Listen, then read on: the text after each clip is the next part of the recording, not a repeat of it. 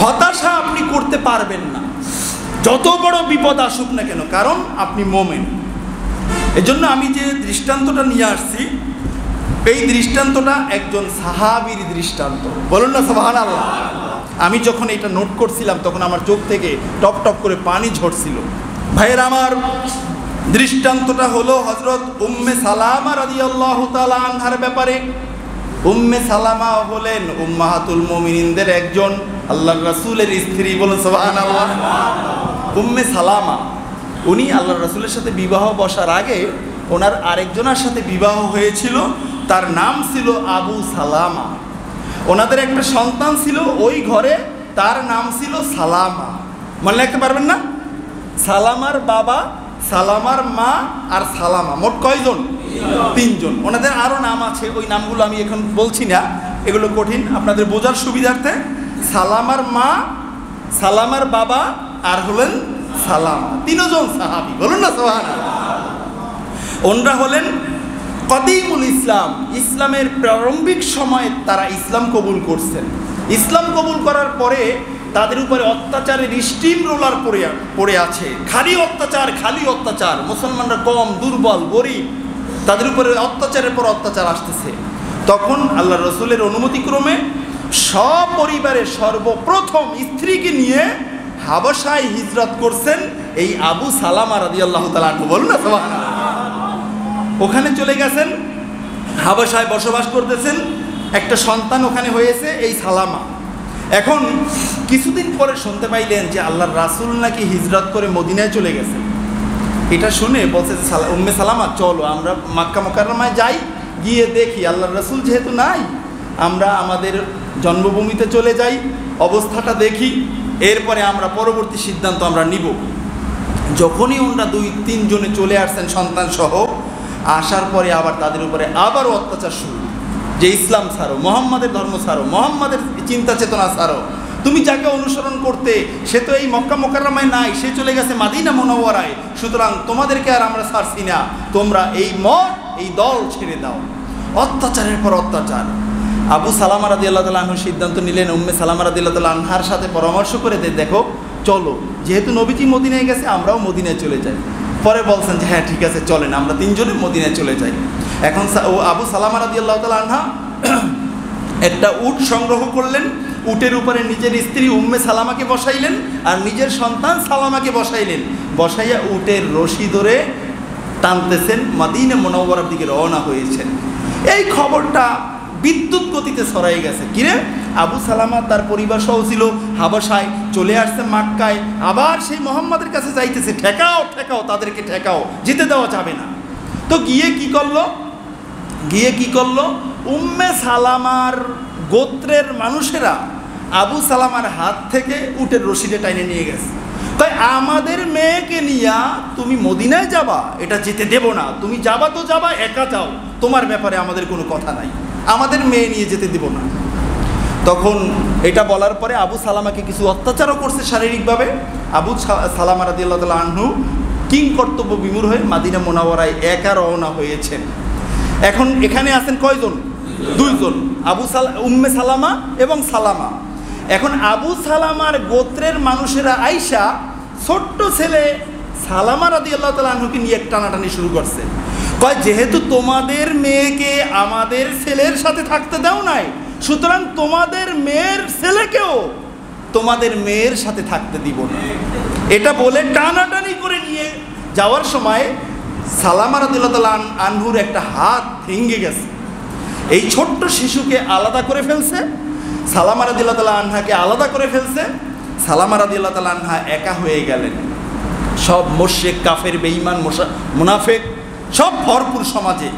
উম্মে সালামা রাদিয়াল্লাহু তাআলা আনহা বলেন, আমি তখন একেবারে কিংকর্তব্যবিহীন হয়ে গেছি, দিনের আলোটাও মনে হয় যেন আমার চোখে আসতো না, আমি দেখতাম অন্ধকার আর অন্ধকার, কেউ নাই আমার আশেপাশে।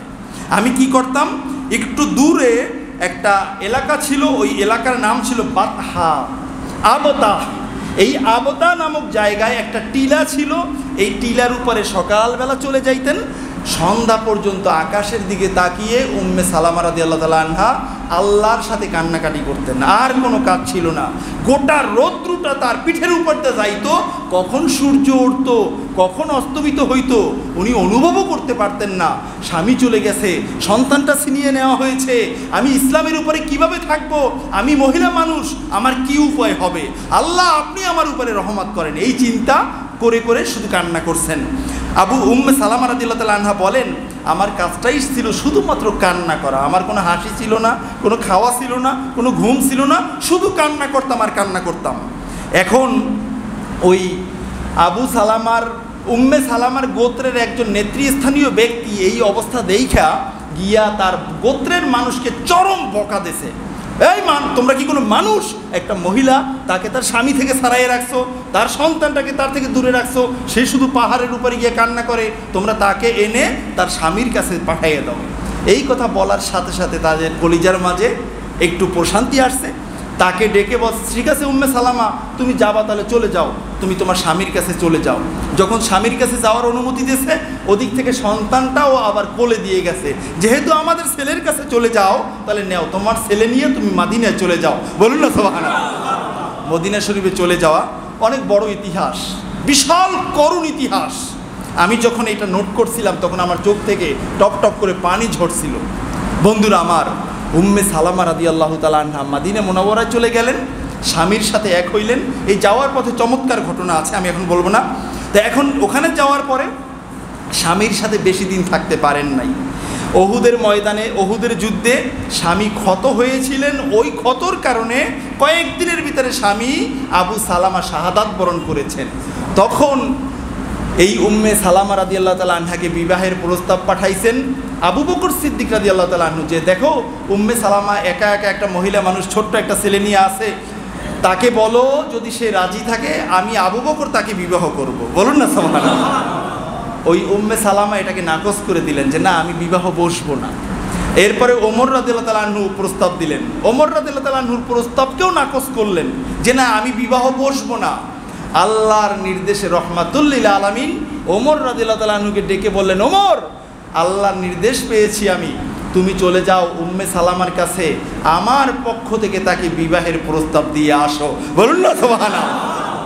এখন উম্মে সালামার কাছে যখন এই কথা বললেন, উনি বললেন যে না, আমি আল্লাহর রাসূলের সাথেও বিবাহ বসবো না। বলুন না আল্লাহু আকবার। তখন আল্লাহর রাসূল জিজ্ঞাসা করলেন, কেন বিবাহ বসবে না? পরে বললেন যে ইয়া রাসূলুল্লাহ, ইয়া হাবিবাল্লাহ, কয়েকটা কারণ উপস্থাপন করছেন উল্লেখযোগ্য যেগুলো।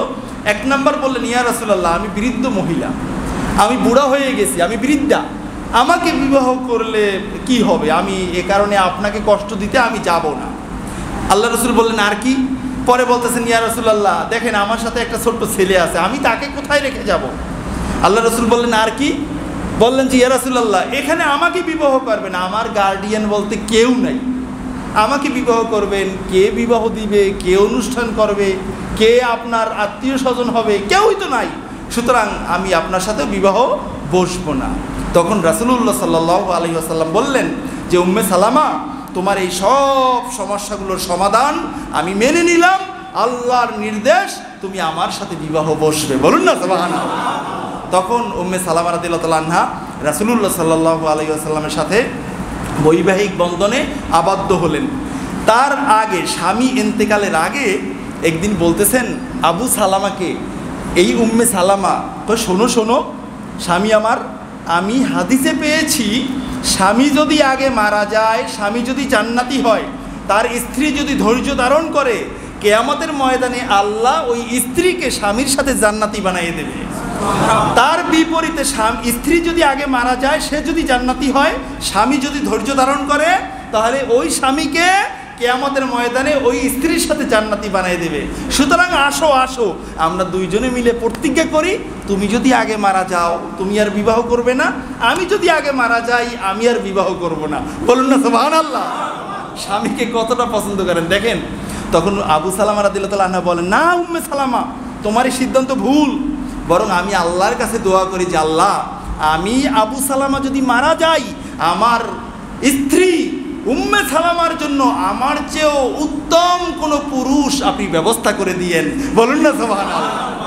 তখন এইটা শুই না উম্মে সালামা বলেন, দেখেন স্বামী গো আমার, আপনার চেয়ে ভালো পুরুষ এই পৃথিবীতে আর কে হতে পারে?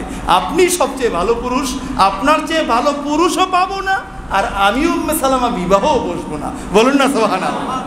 তখন আবু সালামা রাদিয়াল্লাহু তাআলা আনহু একটা দোয়া শিখিয়ে দিয়েছেন। আর যখন আবু সালামা ইন্তেকাল করছেন, নবীজি ওই সেম দোয়াটা আবার উম্মে সালামাকে শিখিয়ে দিয়েছেন যে উম্মে সালামা, যেহেতু তোমার স্বামী ইন্তেকাল করছে, তুমি আল্লাহর কাছে সব সময় দোয়া করো, আল্লাহুম্মা আজিরনি ফি মুসিবাতি, হে আল্লাহ বিপদের সময় আপনি আমাকে প্রতিদান দান করুন, অখলুফলি খায়রাম মিনহা, এবং আমার স্বামী আবু সালামার চেয়েও উত্তম বিকল্প আপনি আমার জন্য তৈরি করে দেন, রেডি করে দেন। বলুন না সুবহানাল্লাহ। যখন আল্লাহ রসুলের সাথে বিবাহ হয়েছে, উম্মে সালামা মুস্কি হাসি দিয়ে বলতেছেন যে সত্যি সত্যি আমার দোয়াটা আমার রব কবুল করে নিয়েছেন 100-তে 100, কারণ আমার স্বামী আবু সালামা সে ছিল আল্লাহ রসুলের উম্মত, আর আজকের আমার আল্লাহ দয়া করে সেই রাসূলের স্ত্রী আমাকে বানাইয়া দিয়েছেন। আল্লাহু আকবার। কথা হলো হতাশা হন নাই, আল্লাহর উপরে ধৈর্য ধরছেন, আল্লাহ তাআলা উত্তম পুরস্কার পৃথিবীতেই দান করছেন। বলুন না সুবহানাল্লাহ।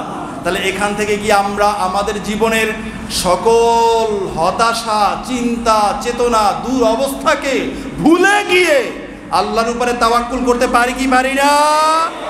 আজকের এই ঘটনা শুনলাম, আমাদের মা উম্মত জননী উম্মে সালামা, আল্লাহ সুবহানাহু ওয়া তাআলা যেন আমাদেরকেও আমাদের মায়ের মতো ধৈর্য ধরার তৌফিক দান করেন। বলুন আমিন। এবং কিয়ামতের ময়দানে আম্মা জানের সুপারিশ, আজকের আমরা যারা হাজার হাজার মুসাল্লিরা এই ঘটনা শুনলাম, আল্লাহ তাআলা যেন কিয়ামতের ময়দানে আম্মা জানের সুপারিশ আমাদের জন্য মঞ্জুর করে নেন। বলুন আমিন।